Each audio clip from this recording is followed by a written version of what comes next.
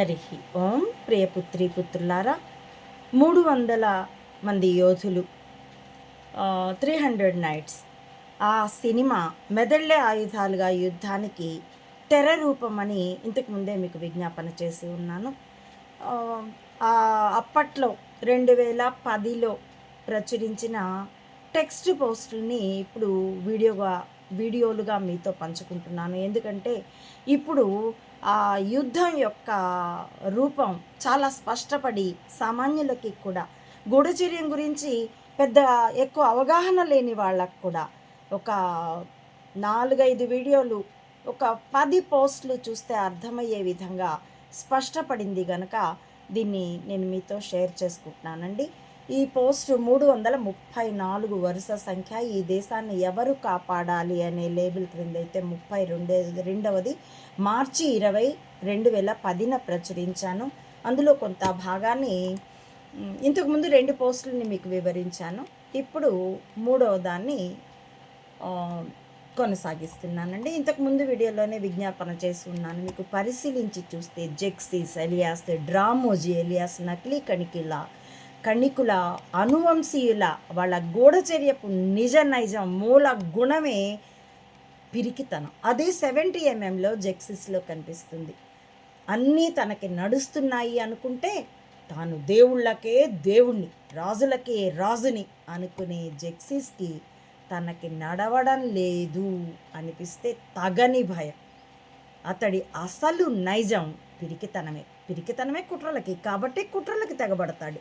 Sparta అధినేత లియోనైడస్ తన సేనకు ముందుండి యుద్ధాన్ని నడిపిస్తే జెక్సిస్ తన సేనల వెనక ఉండి కొరడాలతో బాది వాళ్ళని ముందు కురికిస్తాడు.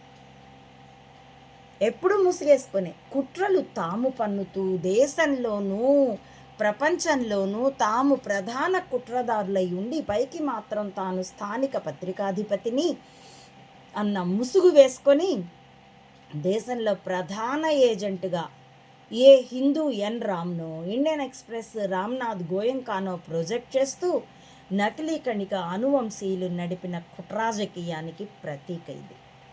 తనకన్నీ నడుస్తున్నాయనుకుంటే తన ఆధిపత్యాన్ని అతిగా ప్రదర్శించుకునే జెక్సిస్ తన భారీ రథాన్ని బానిసల చేత లాగిస్తూ తాను పాదం నేలపై పెట్టాలనుకుంటే ముందుగా తన బానిసల వీపుల మీద అడుగులు వేస్తూ దిగుతాడు. లాంచింగ్ అన్నమాట. గోకించుకొని కీర్తి భజనలు చేయించుకొని అప్పుడు లాంచ్ అవుతాడు చూడండి. అట్లా ప్రపంచానికి తీరిగ్గా ప్రదర్శించుకుందామనుకున్నా గూఢచర్యలో నకిలీ కణిక అనువంశీయులు ఇంత ఆధిపత్యాన్ని ప్రదర్శించుకున్నారు. కాబట్టే డ్రామోజీ ఢిల్లీకి వెళ్ళేవాడు కాదు. అద్వానీ, విపి సింగ్, కరుణానిధి అందరూ సోమాజిగూడకు వచ్చేవాళ్ళు. అప్పటికి ఇంకా బాటసింగారం రామోజీ ఫిల్మ్ సిటీ కట్టుకోలే. తన ఉనికిని కాపాడుకునేందుకు, ద్వంద్వాలు సృష్టించుకునేందుకు, ముసుగు వేసుకున్న తన గూఢచర్యాన్ని కాపాడుకునేందుకు ఆ బాటసింగారం దగ్గర భూమి సమీకరించుకోవడానికి చిన్నపాటి రైతుతో కూడా కోర్టు కేసులు ఎదుర్కొంటున్నానన్న పిక్చర్ చాలా ఇచ్చాడు. కానీ గూఢచర్యంలో అయితే మాజీ ప్రధానులు కూడా వచ్చి వీణ్ణి దర్శించుకునేవాళ్ళు. నేను పివి నరసింహారావుకి ఇచ్చిన రహస్య నివేదికలో ఇది కూడా ఒక ప్రధానమైన పాయింట్. అలాంటి వాళ్ళెవరినీ తన పెంట్ హౌస్కి తీసుకెళ్ళలేదు. పరమ భయంకరమైన వివాహేతర సంబంధాలు, స్త్రీ పడక విషయంలో భయంకరమైన అవినీతిపరుడు అయిన నేదురుమల్లి జనార్దన్ రెడ్డిని ఒక్కడిని మాత్రమే తన సోమాజిగూడ ఈనాడు ఆఫీసు పెంట్ హౌస్కి తీసుకెళ్ళాడు అన్న హింట్ కూడా నేను అక్కడ ఇచ్చాను. హింట్ కాదు, సమాచారం కూడా. కాబట్టి వాళ్ళందరి మీద అడుగులు వేస్తూ పైకి జెక్సిస్ ఎంత మదం ప్రదర్శించుకున్నాడో గూఢచర్యంలో వీడు కూడా అంతే ఆధిపత్యం ప్రదర్శించుకున్నాడు. ఎందుకంటే ఎవరికీ తెలియని నెట్ తన చేతిలో ఉంది కదా.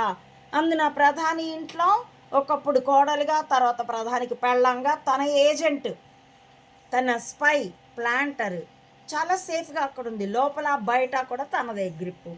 కాబట్టి తనని ఎదిరించిన వాళ్ళ కంకాళాలని మిగిలిన వాళ్ళకి ప్రదర్శించి భయపెట్టాలనుకునే జెక్సిస్ నైజాన్ని నకిలీ కణిక అనువంశీయులు గూఢచర్యంలో తమ ఏజెంట్ల మీద ప్రదర్శించారు. తమని కాదంటే ఎంతటి సెలబ్రిటీలైనా, దేశాధినేతలైనా, దేశాలైనా మట్టి కొట్టుకుపోవడాన్ని ప్రదర్శిస్తూ దాన్నే తమ చెంచాల మీద కీర్తింపించుకుంటూ దానికి పై ముసుగ్గా సిఐఏ, దాంతో ప్రచ్ఛన్న యుద్ధం ఉన్న కేజీబీ లేదా మొసాద్ ఇలా వేరే వాళ్ళకి తాత్కాలికంగా ఆపాదిస్తూ నకిలీ కణిక అనువంశీయులు తాము వ్యక్తి కాదు వ్యవస్థనంటూ నడిపింది అదే. మెదళ్ళే ఆయుధాలుగా యుద్ధం ప్రారంభమయ్యాక తీవ్రతరమవుతున్నప్పుడు ఇక తట్టుకోలేక డ్రామోజీగాడు నేను ఒక వ్యక్తిని కాదు వ్యవస్థని అని తన మాట ఒకటి చెప్పుకున్నాడు. ఎంతగా బాకా ఊదించుకుంటారంటే జక్సీస్ అనుచరుడు కనుక మా మహారాజు దృష్టి సోకిన కాలు పెట్టిన ఆ చోటు వారికే సొంతం అన్నట్లుగాని వాడు అనుచరుడు అంటాడు ఆ మాట. దీన్నే ఒకప్పుడు బ్రిటిష్ ముఖతహా ప్రదర్శించారు.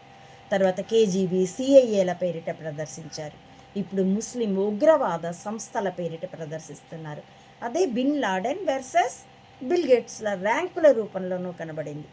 క్రియేటర్ అయినటువంటి బిల్ గేట్స్కి, డెస్ట్రాయర్ అయినటువంటి బిన్ లాడెన్కి ఒకటే ర్యాంక్ ఇచ్చింది ప్రపంచ మీడియా. అన్నీ సవ్యంగా నడిచి ఉంటే తాము ప్రపంచాధినేతలుగా ప్రకటించుకొని పట్టాభిషిక్తులైన ఉత్తర క్షణం ప్రపంచమంతా ఏకకంఠంతో తమని కీర్తించేట్లుగా డిజైన్ చేసుకున్నారు. దాన్నే ట్రయల్గా హిట్లర్ నాటి నుండి పెద్దపులి ప్రభాకరన్ను బిన్ లాడెన్ల ద్వారా ప్రయోగాత్మకంగా ప్రయోగించుకు చూసుకున్నారు. దీని గురించి మరింత స్పష్టంగా సంఘటనాత్మక రుజువులతో నేను మీకు అమ్మఒడి బ్లాగ్లో టెక్స్ట్ పోస్టులుగా ఇచ్చున్నానండి.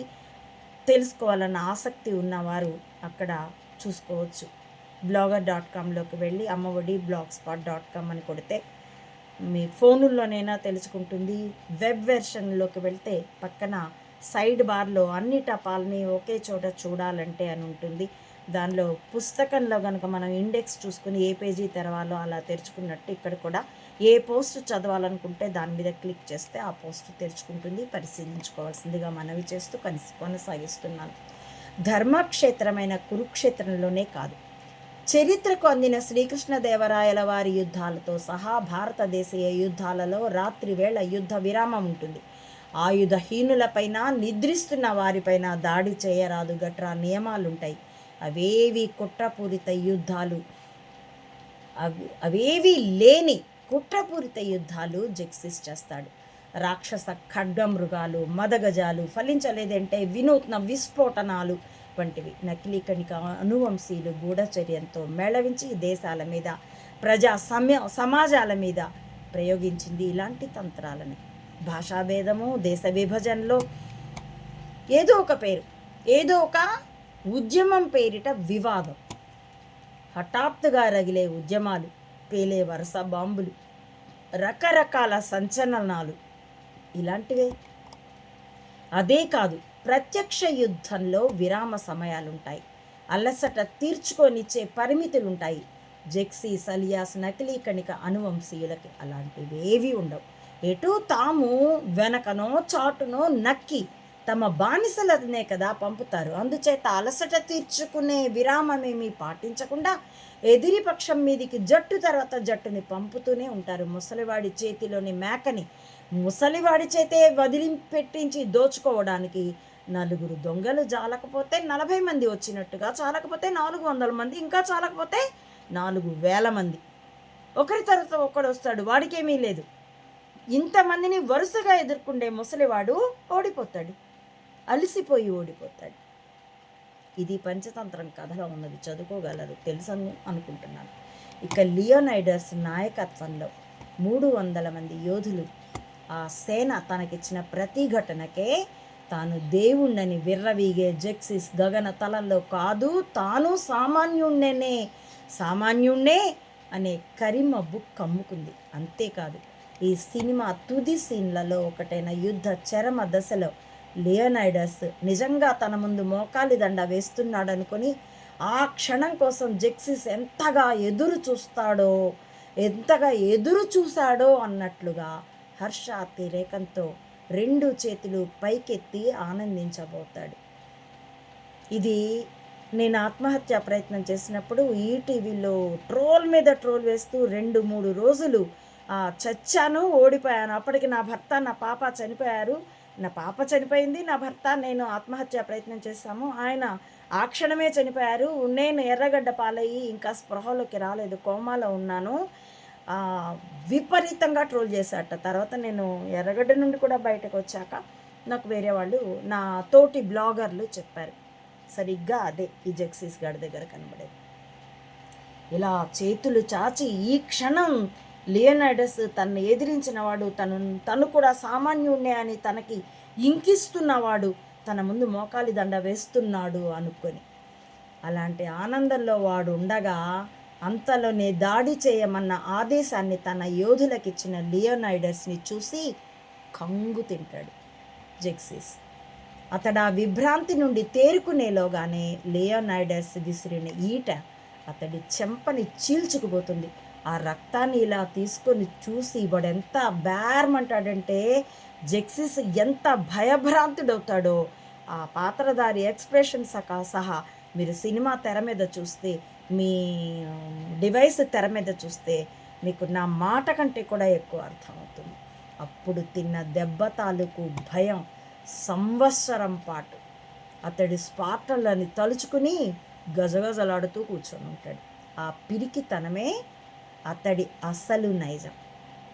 చరిత్రలో జగజ్జేత కావాలని కలలు కన్న అలెగ్జాండర్ జెక్సిస్ లాంటి వాళ్ళకి ది గ్రేట్ అనే బిరుదు కట్టబెట్టి ప్రచారించే మీడియాకి అసలు సిసలు అధిపతులైన నకిలీ కణిక అనువంశీయులు అనగా డ్రామోజీ వంశీయులకి వాళ్ళ అసలు నైజం ఈ పిరికితనమే.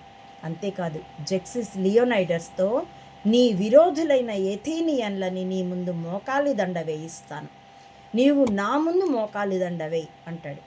ఎథీనియన్లకి ఇదే చెప్తూ వాళ్ళ విరోధులు ఎవరినో చూపి ఉంటాడు కదా. ఒకసారి తన ముందు మోకాలి దండ వేశాక ఇక తాను ఎవరి ముందు మోకాల దండ వేయమంటే వాళ్ళ ముందు వేయాల్సిందే. బానిసకిళ్ళకి ఇష్టాలు ఏముంటాయి? అదే విభజించి పాలించే సూత్రం. ఇది కణికుడు ధృతరాష్ట్రుడికి చెప్పిన ఒక కథపూర్వకంగా కూడా చెప్తాడు. చరిత్రలో జెక్సిస్ దీన్ని ఎంతగా ప్రయోగించగలిగాడో కానీ ఈ చిత్రంలో ఆ పాత్ర ద్వారా ప్రతిబింబించబడిన నకిలీ కణిక అనువంశీయులు మాత్రం మహాభారతంలోని కణికుడి కూటనీతిని అంటే విభజించి పాలించే తంత్రాన్ని బాగా వంటబట్టించుకున్నాడు. యుద్ధం చివరి ఘట్టంలో జెక్సిస్ అనుచరుడు లియోనైడస్తో మాట్లాడుతూ, నీ దేశ స్వాతంత్రం కోసం కదా పోరాడావు, అది నీకు దక్కినట్లే. నీ పోరాట పటిమకి ముగ్ధుడై నిన్ను మెచ్చుకోవడానికి స్వయంగా వచ్చారు మా మహారాజు జెక్సిస్. నీవు నీ పదవి కోసమే కదా పోరాడావు, ఇక ఈ గ్రీకు సామ్రాజ్యానికి నీవే ఏకైక దళపతివి అంటాడు. ఎంత ద్వంద్వపూరితమైన మడతనాలిక మాట అది. తన పదవి కోసం పోరాడా, స్వాతంత్రం కోసం పోరాడా లియోనైడస్. ఇప్పుడు నువ్వే ఏకైక దళపతి. ముందు నుండి వాగింది అదే. ఇప్పటికీ వాడు ఎవరినైనా ఇప్పటికైనా లొంగిపో, ఇప్పటికైనా ఇప్పుడు జగన్ మీద ప్రయోగిస్తుంది కూడా ఇదే తంత్రం. అతడి తల్లి చెల్లి బాబాయ్ కూతురుతో సహా కూతురే బాబాయిని హత్య చేయించి ఉండగా మా అన్న చేయించాడు అని అంటుంది ఆవిడ సునీత. ఏదో నర్రెడ్డి సునీత. ఎక్కడైనా సరే ఒక నేరం ఆడది ధనము కారణంగా ఉంటాయి. వివేకానంద రెడ్డి కేసులో అవి రెండూ ఉన్నాయి. అతడి రెండో పెళ్ళి, ఈ మొదటి పెళ్ళానికి ఆమె పుత్రికకి అతడికి ఉన్నటువంటి వైరం, అవేవీ పట్టించుకోకుండా డ్రామోజీ అరిపించాడు. ఇప్పుడు చంబా అరిపిస్తున్నాడు. ఆ సారథి అరుస్తూ ఉంది. అందులో ఉన్నది అదే, లొంగిపో, ఇప్పటికైనా లొంగిపో. అదే వీడు అంటున్నాడు, ఇప్పటికైనా లొంగిపో. కాబట్టి నీ దేశ స్వాతంత్రం కదా కోసం పోరాడావు, నీకు దక్కినట్టు నువ్వు దళపతి బావు. లియోనైడస్ జెక్సిస్కి దళపతి అయిన తర్వాత దేశానికి స్వాతంత్రం ఎక్కడ ఉన్నట్టు? బానిసత్వమే కదా. అంటే మరోసారి మాటల వంచన చేస్తూ, అందుకే దీన్ని మానసిక యుద్ధ తంత్రాల ఆట వేట అన్నాను. కాబట్టి ఈ మాట అంటాడు అని తర్వాత గూనివాడిని చూపిస్తూ, ఇతడిని నువ్వు అవమానించిన, ఇతడు నీ గురించి మా మహారాజు దగ్గర మంచిగానే చెప్పాడు అంటాడు. నువ్వు మోకాలి దండ వేయవలసింది ఒక్కరి ముందే, అదే మా మహారాజు జెక్సిస్ అంటూ బరిస కింద పారై అని పదే పదే హెచ్చరిస్తాడు. బానిస మరొకడిని బానిస కమ్మంటూ బలవంత పెట్టాడు. అదే ఇప్పుడు లైవ్గా చూస్తున్నాం మనం పాలిటిక్స్లో. ఒక్క లియోనైడస్ మీదే కాదు, అవినీతికి వ్యతిరేకంగా తమకి వ్యతిరేకంగా పోరాడే వారందరి మీద నకిలీ కణిక అనువంశీయులు ప్రయోగించే తంత్రం ఇది. మొదలకే వాళ్ళకి తెలిసిందే 10 తంత్రాలు, అందులో ఒకటి ఇది. గూనివాణ్ణి చూస్తూ లియోనైడస్, ఎంగిలి మెతుకులు మాకు రుచించవు, కక్కిన కూడు కుక్క తింటుంది, మనిషి తినలేడు. ఎంగిల్దన్నా తినగలడేమో కానీ అక్కడ కొంచెం సంస్కారం అన్నట్టు వాళ్ళు ఆ స్క్రిప్ట్ రైటరు ఎంగిలి కూడు అన్నాడు, నేనైతే కక్కిన కూడు అంటాను. ఈ చెంబాలందరూ తింటోంది, ఆ మెగాలంతా తింటోంది కక్కిన కూడు. పేదలు కక్కిన కూడుని వీళ్ళు తిని అసెంబ్లీలో స్కిట్లు వేసుకుంటున్నారు. అంతే, స్కిట్లు వేసుకోవడాలు, కబడ్డీలు ఆడుకోవడాలు, సొంత విమానాలు కొనుక్కోవడాలు, పేదవాళ్ళు కక్కిన కూటిని తిని బ్రతుకుతూ అది సంపద అనుకుంటున్నారు. ఇక్కడే వదిలేసిపోతారన్న స్పృహ కూడా లేకుండా. అంతే, కక్కిన కూడు తింటున్న గూని వాళ్లే ఈ కూటమి మొత్తం. మోడీ సహా ఎన్ని ఫోజులు కొట్టినా, ఎన్ని వాట్సాప్ యూనివర్సిటీల చేత భజనలు చేయించుకున్నా. కాబట్టి ఇదే తంత్రం. కనుక గూనివాణ్ణి చూస్తూ లియోనైడస్, ఎంగులి మెతుకులు మాకు రుచించవు, ఆ భోగం నువ్వే అనుభవించవు అంటాడు. నిజంగా ఊహించ చేతనం వాళ్ళే కానీ డబ్బుకి, కెరీర్కి ఆశపడి మాతృభూమికి, సొంత మతానికి, సొంత సంస్కృతికి, సొంత భార్య భర్తకి లేదా భర్త భార్యకి, నాయకులు అనుచరులకి చేసే ద్రోహాలు ఈ కక్కిన కూడు తినడం లాంటివి. వాళ్ళ కక్కుర్తే అలాంటివి. ఊహించ చేతనైతే కడుపులో దేవినట్లు అనిపించే అసహ్యపు తిండి అది. ఇక ఈ చిత్రంలోని గూనివాడు ఆత్మద్రోహికి ప్రతీక.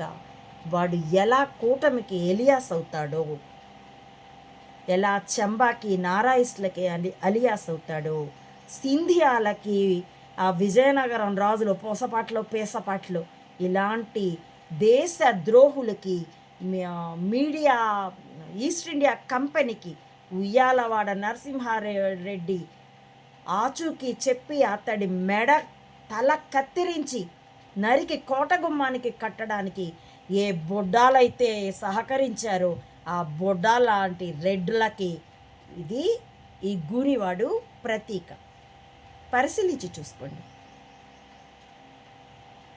మీకు స్పష్టంగా క్షుణ్ణంగా అర్థమవుతుంది. ఈ గూఢచర్యపరమైనటువంటి మెదళ్ళే ఆయుధాలుగా యుద్ధం. చావగొడితే ఏంది, క్షణంలో చస్తారు. తర్వాత కొత్త కమ్యూనిస్టులు వస్తారు, కొత్త చరిత్రకారులు వస్తారు, కొత్త చరిత్రలు చెప్తారు. వాళ్ళంతటా వాళ్ళే ఎవరి కక్కిన కూడు తిన్నారో దాన్ని మళ్ళీ కక్కి నిరూపించుకుంటే అప్పుడు పబ్లిక్కి కూడా అర్థమవుతుంది. ఇంకేవ్వడు కమ్మీనను, చరిత్రకారుణ్ణను, లేకపోతే సామాజిక కార్యకర్తనను, పరమ దొంగ మానవ హక్కుల కార్యకర్తలను యదవ నాటకాలు ఆడరు, నిజాన్ని వక్రీకరించి గ్రంథస్థం చేయరు. అదే మా అల్టిమేట్ టార్గెట్ కూడా. కాబట్టి ఇంత సుదీర్ఘంగా ఉంది ఈ యుద్ధం. That's all. కాబట్టి చంబా, అరే ఇజనరీ అంటూ వాడెవడో బిరుదిస్తే నిజమేననుకొని కామమ్మ మొగుడు అంటే కామోస్ అనుకున్నానని ఓ సామెత.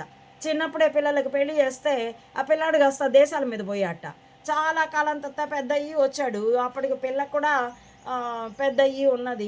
దానికో 16, 17 ఏళ్ళలో, వీడికో 18 ఏళ్ళలో వస్తే ఎవరో అమ్మలక్కలు వాడు అరుగు మీద కూర్చొని ఉంటే ఎవడో వచ్చాడు చిన్నప్పుడు పారిపోయిన వాడు అని చూస్తే మన కామమ్మ మొగుడులా ఉన్నాడు కదూ అంటే అందరూ అవును అవును అంటూ తీసుకొచ్చి ఆ పిల్లాన్ని కామమ్మ మొగుడు వీడు అంటే ఈ పిల్లకి మాత్రమే తెలుసు, అదేదో చిన్నది, అది బుడ్డగా ఉన్నప్పుడే వీడు పోయినాడు.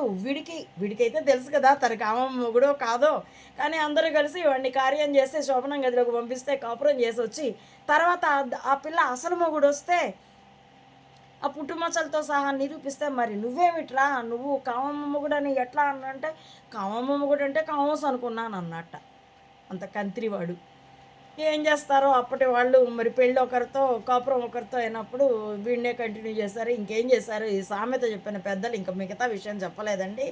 అలాగా మోసకారి అందరూ అంటుంటే నేను అవును అనుకున్నాను అన్న మోసకారి ఎలా ఉంటాడో అలాగా కామమ్మ మొగుడు అంటే కామోస్ అనుకున్నాను అన్నట్టు డ్రామోజీ నిన్ను ఇజనరీ అంటే కామోస్ అనుకున్నావు కానీ Chamba you are not a visionary. That's why check yourself and ask your son చంబాకు, the useless fellow, the brainless fellow, ask him to check himself. అసలే మందలదిరి మాలోకం, బుద్ధి మందం, నాలుక అంతకంటే మందం, నత్తిమేళం. కాబట్టి రెడ్ బుక్ అంటూ ఎగరొద్దని చెప్పు. ఎగిరితే ఉంది అంత ఎగురు, అతడు ఎగిరితే కూడా నీ గూడలే జారుతాయి. That's why once again I'm warning you, check yourself mister Chamba and ask your people to check themselves. Otherwise కేసులు వాళ్ళ మీద అవుతాయి, నీ మీద కూడా అవుతాయి. ఇప్పుడు కోర్టులు నీ కోర్టు జేబులోంచి జారిపోయినాయి కదా, అర్థమవుతోంది కదా. That's all. హరి ఓం. ప్రియ పుత్రి పుత్రులారా, నా ఈ వీడియోల కంటెంట్ మీకు పరిశీలనార్హం అనిపిస్తే please like, share and recommend my channel to others as well. Subscribe it. Please support Ammodi Mata Anantananda to spread the truth of either spying or spirituality up to the roots of the society. As well support me financially also to win this war with wisdom as weapon. www. భావితరాల ఉజ్వల భవిష్యత్తు కోసం, ప్రకృతి ప్రశాంతత కోసం, సకల జీవకోటి పరస్పర సహకారంతో ప్రశాంతంగా జీవించేందుకోసం ఈ మెదళ్ళే ఆయుధాలుగా యుద్ధంలో పాలు పంచుకోవాల్సిందిగా రాజకీయాలకి, కులమతాలకి అతీతంగా సామాన్యులందరినీ, ప్రియ పుత్రులందరినీ స్వాగతిస్తున్నానండి. Thank you for watching.